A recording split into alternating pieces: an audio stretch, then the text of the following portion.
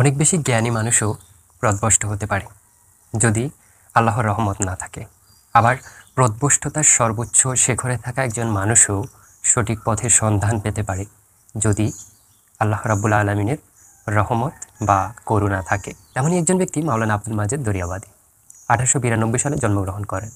পারিবারিকভাবে ধর্মীয় অনুশাসনের মধ্যেই বড় হয়েছিলেন।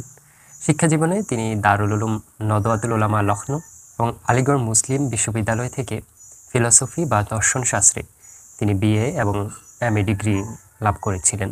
একাধারে তিনি উর্দু ভাষা এবং ইংরেজি ভাষাও পণ্ডিত ছিলেন। তাফসির জগতের সেরা তাফসির, ভারতীয় উপমহাদেশে বিশেষ করে তাফসিরে মাজেদি, এই গ্রন্থটির লেখক মাওলানা আব্দুল মাজেদ দরিয়াবাদী।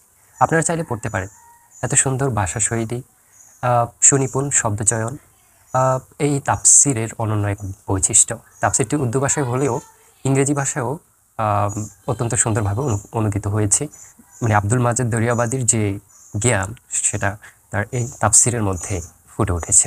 যাই হোক, আব্দুল মাজেদ দরিয়াবাদী তিনি ধর্মীয় অনুশাসনের মধ্যে ছোট থেকে বড় হলেও তার শিক্ষা জীবনেও ধর্মীয় শিক্ষা থাকলেও জীবনের একটা পর্যায়ে গিয়ে তিনি নাস্তিক্যবাদ গ্রহণ করেন। জীবনের মধ্যভাগে তিনি পথ হারিয়ে নাস্তিকতার বিশ্বাসে তিনি নিজেকে আবদ্ধ করে নেন। তিনি তার আত্মজীবনীতে লিখেছেন, প্রাচ্যবিদ ওরিয়েন্টালিস্টের একটা বই, মাত্র একটা বই পড়ে তিনি প্রশ্নের সমাধান খুঁজে পান না। যাকে জিজ্ঞেস করেন উত্তর পান, কিন্তু সেই উত্তর তার কাছে তৃপ্তিদায়ক মনে হয় না, তাকে সন্তুষ্ট করতে পারে না।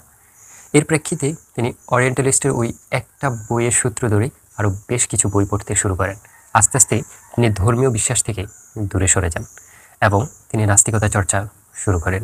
জীবনের মধ্যভাগে আব্দুল মাজেদ দরিয়াবাদী চিন্তা করেন তিনি কোনো সাধারণ মানুষ নন, একজন আলেম, এবং যেন তেন আলেম নয়, যিনি একটা তাফসির প্রণেতা, যিনি তাফসির লিখতে পারেন, এরকম একজন প্রখ্যাত আলেমে দ্বীন তিনিও পথভ্রষ্ট হয়ে গিয়েছিলেন। তার এই আত্মজীবনীটি পড়লে, এই বইটি পড়লে আপনারা আরও বিস্তারিতভাবে জানতে পারবেন। তিনি অজ্ঞাতবশত নয়, জেনে শুনেই কিন্তু নাস্তিকতার দিকে ধাবিত হয়েছিলেন। জীবনের শেষ ভাগে এসে তিনি বুঝতে পেরেছিলেন যে তার এই যে ধর্মচ্যুতি হওয়া, এটা তার জীবনে চরম একটা ভুল ছিল। তিনি তার ভুল শুধরে নেন এবং আবার ইসলাম ধর্মে ফিরে আসেন। এজন্যই আল্লাহ তাআলা বলেন, ইউদিল্লু বিহি কাসীরান ওয়া ইয়াহদি বিহি কাসীরান। কোরআনের গভীর জ্ঞান থাকা সত্ত্বেও আব্দুল মাজেদ দরিয়াবাদী জীবনের একটি পর্যায়ে ধর্মচ্যুত হয়ে নাস্তিকতা চর্চাকে গ্রহণ করে নিয়েছেন, নাস্তিক্যবাদকে তিনি গ্রহণ করে নিয়েছেন।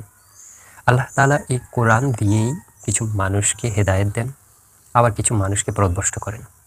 ঠিক তেমনটাই আমরা উদাহরণ, চমৎকার এবং জ্বলন্ত উদাহরণ আমরা কিন্তু এখানে দেখতে পাই। আব্দুল মাজেদ দরিয়াবাদী একজন প্রখ্যাত ইসলামিক স্কলার হওয়া সত্ত্বেও, ধর্মীয় গভীর জ্ঞান থাকা সত্ত্বেও তিনি যদি এমন হয়ে যেতে পারেন, তাহলে আমরা যারা সাধারণ মানুষ, আমাদের ক্ষেত্রে অবশ্যই জিনিসটা আরও স্পর্শকাতর। এই জন্য সবসময় আমরা যাতে সঠিক পথে থাকতে পারি, সত্যের পথে থাকতে পারি, সেই প্রত্যাশায় এখানে শেষ করছি। ধন্যবাদ।